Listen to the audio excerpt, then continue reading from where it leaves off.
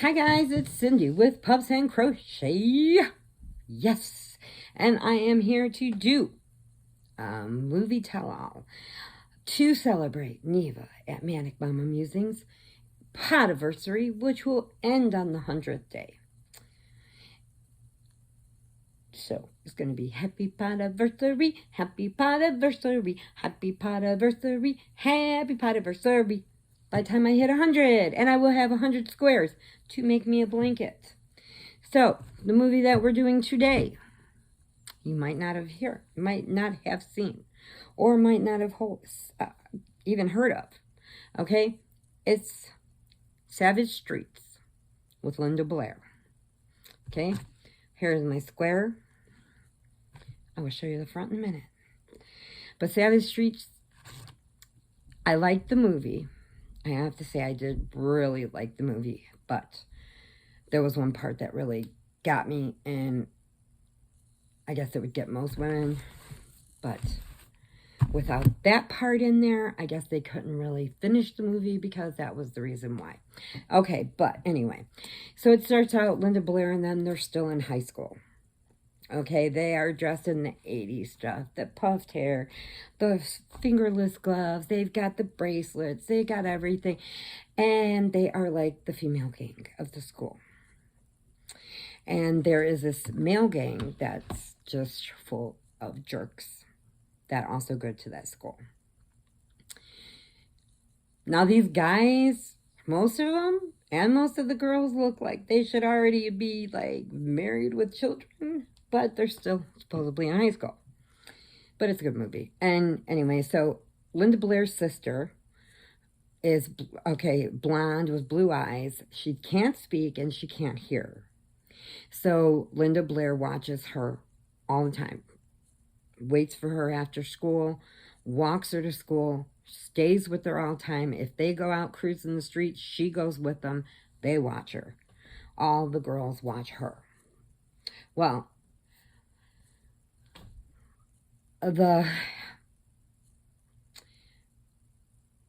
they got called to the principal's office because they did something and got in trouble. So they were in there. Her sister had to wait on the bleachers in the gym for her to get out of the principal's office. But she can't talk, she can't hear, so she couldn't hear anybody coming up to her. And it's one of the guy gang members. And he comes up to her.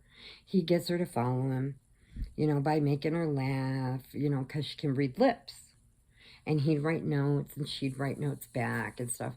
And then they get her in the bathroom, and the whole group is in there. And I'm not going to tell you what they did, because I don't like saying that. But they did that.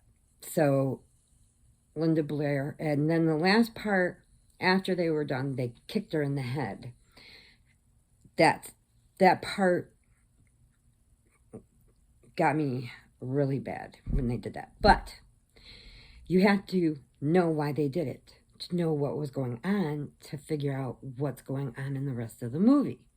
So she goes, they find her, she's at the hospital, she's screaming, she's crying, she's telling the girls, I'm going to get them all, because her sister's out.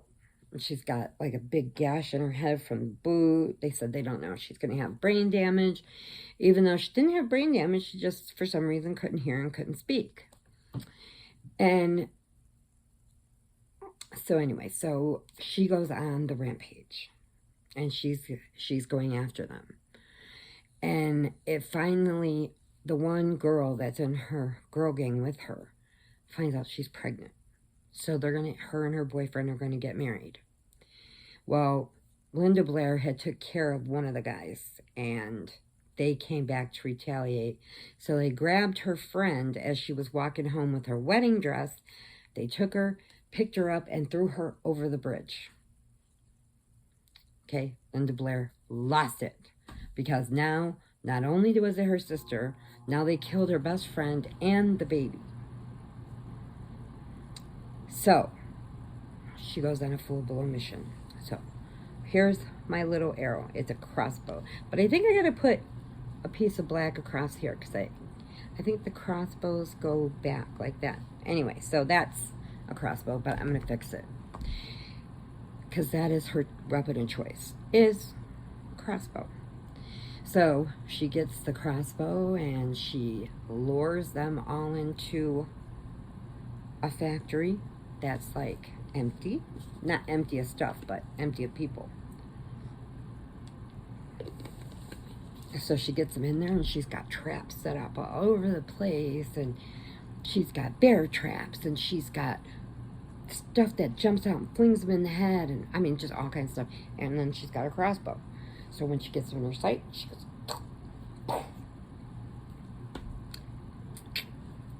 kind of like Daryl from The Walking Dead. Anyway, so got the crossbow. So she lures them all into this factory, and by one, she starts taking them out. And then the main one is the hardest one that she has to get, because he's really big, he's really strong, and he's whipping her crazy all over the place. And then she loses her crossbow. She's trying to do something. She's going back and forth, and he's like the roughest one to get. Well, he was the main one that did this to her sister, or came up with the idea, or whatever you want to say.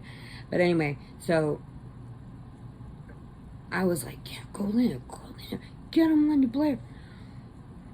Didn't like her as the Exorcist, but I liked her in that movie. That was good. But after, I'm not going to tell you the end so you can, if you get to see it, see it. I'm just warning you just in case you see that part. You have to know that part to know why she went crazy. But anyway, so they did, it was, I think it was the 30-year anniversary, and the entire cast was still alive. And they brought them all in, and they were doing a story with them about this movie, Savage Streets. And I was watching this, and on cable I was watching it, and you know, many moons ago. And I'm watching it, and the main guy that played the big gang member, he's like, well, they asked him how he liked the movie. He said, I love the movie, except for that part. He goes, because honestly, to this day, he said, even though they dressed her up like a little sister, she was actually a female dancer in those clubs and stuff. So she did, I guess she did that kind of stuff all the time, whatever. But she said, for him to have to do it, that even to this day, he still has nightmares about that. So, you know, you gotta kind of pick and choose what you want to do in your acting career. And I know a lot of them take it because it's a start for them, but you know, you don't realize what the effects are. And then the girl that played the sister was on there, and she was talking about how it was fine with her, she was calm with it, they were the ones that were freaking out, and she had to talk them down so that they knew what they were doing, and you know, back and forth. And I'm sitting there looking at this girl, I'm like, are you for real, lady? But anyway, so then Linda Blair comes on, and she said that she had taken classes to learn how to do the crossbow, because even though they were rubber arrows when she shot them, but they, you know, showed real arrows, but she had to learn how to aim it and how not to get her fingers caught in there when she cocked it, or whatever you do with it. I used to do the regular, I used to go, when we were in Cicero, there was a sportsman's store, and in the basement they had a shooting range for bow and arrows. So I went there, and they gave me that little thing to put on your sleeve, so when you pulled it back, and when it let go, it didn't rip your arms up. But I was pretty good at them bullseyes. I wish we could find one now, because I'd like to see if I could still do it.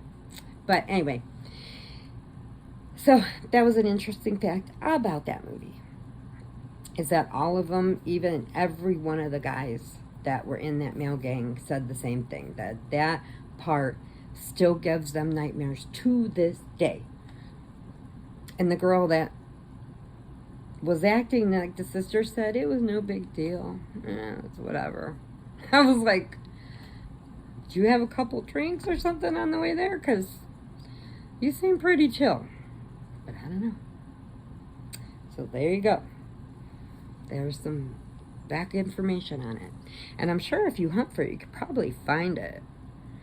You know, I don't know if somebody would have posted it on YouTube or not, but it was a whole interview with them.